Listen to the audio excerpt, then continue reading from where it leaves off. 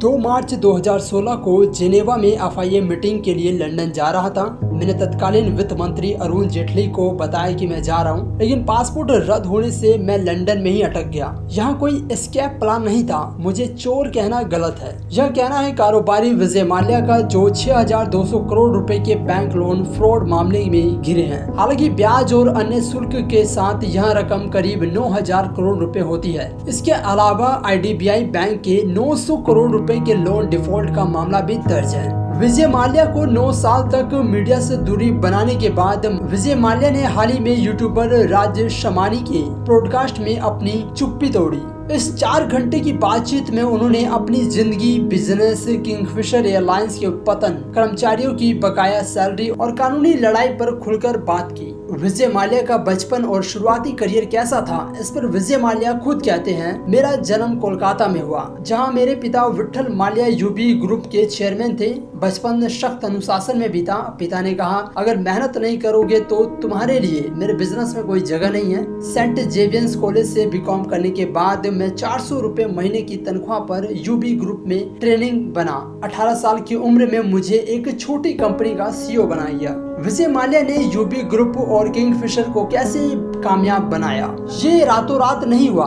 1983 में 27 साल की उम्र में पिता के निधन के बाद मैंने यूबी ग्रुप संभाला। किंगफिशर की पैकेजिंग को और आकर्षक किया, म्यूजिक और फैशन इवेंट्स को स्पॉन्सर किया, जिससे ब्रांड को खूब फोकस मिला। धीरे धीरे सेल्स बढ़ने लगी।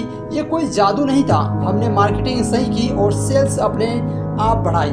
आज किंगफिशर बियर 52% मार्केट शेयर रखती है। मैकडोवेल्स नंबर 1 विस्की को भी दुनिया का नंबर 1 विस्की ब्रांड बनाया। 1988 में बर्जर पेंटर्स खरीदकर उसे 25 देशों में फैलाया और मुनाफे में बेचा। किंगफिशर एयरलाइंस की शुरुआत और पतन की वजह क्या थी? साल 2005 में बेटे सिद्धार्थ के 18वें जन्मदिन पर किंगफिशर एयरलाइंस शुरुआत की ताकि प्रीमियम फ्लाइंग अनुभव दे सके। 2008 तक यह भारत की सबसे बड़ी एयरलाइंस बनी, लेकिन साल 2008 के ही ग्लोबल फाइनेंस क्राइसिस से सब बिगड़ गया। इससे भारत में भी पैसे की तंगी हो गई। एविएशन सेक्टर को भारी नुकसान हुआ। मैंने तत्कालीन वित्त मंत्री प्रणब मुखर्जी से कहा कि किंगफिशर को छोटा करना पड़ेगा, कुछ प्लेन और कर्मचारी को कम करने पड़ेंगे, क्योंकि हम इतने मुश्किल हालात में काम नहीं कर सकते। लेकिन प्रणब मुखर्जी ने कहा, नहीं, कनेक्टिविटी और नौकरियां जरूरी है, बैंकों से सपोर्ट मिलेगा, तुम एयरलाइंस चलाओ। यहीं से मुश्किलें शुरू हुई। किंगफिशर की नाकामी का सबसे बड़ी वजह सरकार थी। साल 2008 में क्रूड ऑयल की कीमत $60 प्रति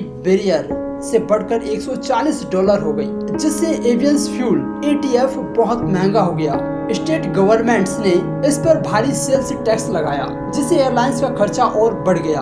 हमने सरकार के ATF को डिक्लेयर्ड गुड का दर्जा देने की मांग की ताकि टैक्स कम हो सके, लेकिन सरकार ने नहीं माना। सरकार ने विदेशी निवेश की इजाजत नहीं दी। हमने एतिहाद एयरलाइंस के CEO से किंगफिशर के निवेश की बात पक्की कर ली थी, लेकिन सरकार ने मंजूरी नहीं दी। 6 महीने बाद ही सरकार ने जेट एयरवेज को एतिहाद से निवेश की इजाजत दी। इन सब ने मिलकर किंगफिशर के लिए परफेक्ट स्टॉर्म बना दिया। ग्लोबल क्राइसिस, महंगा फ्यूल और सरकारी नीतियों ने एयरलाइंस को डुबो दिया।